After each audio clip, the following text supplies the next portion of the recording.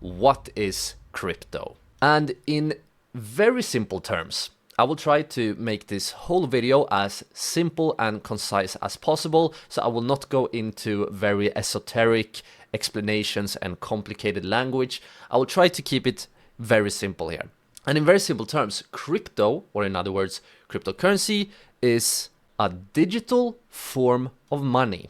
Or in other words, it's a digital form of value. And cryptocurrencies are based on something called blockchain technology.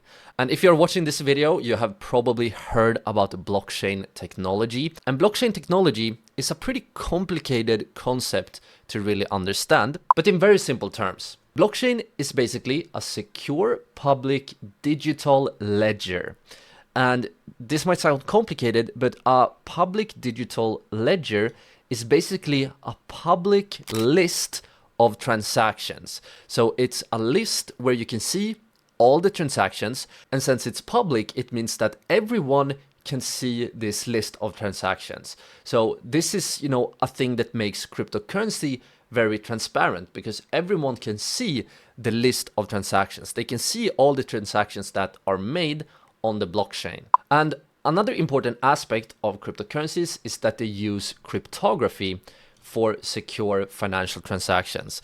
And once again, cryptography is a complicated concept here, but in very simple terms, you can think about cryptography as the use of code to keep information safe and private. So cryptocurrencies are coded here in a specific way in order to keep the information safe and secure.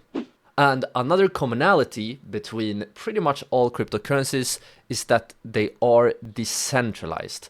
At least they are decentralized to varying degrees.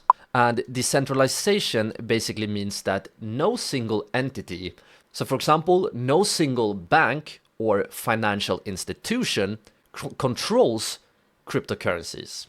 Cryptocurrencies operate and are controlled by a network of computers, and these computers in the network are called nodes.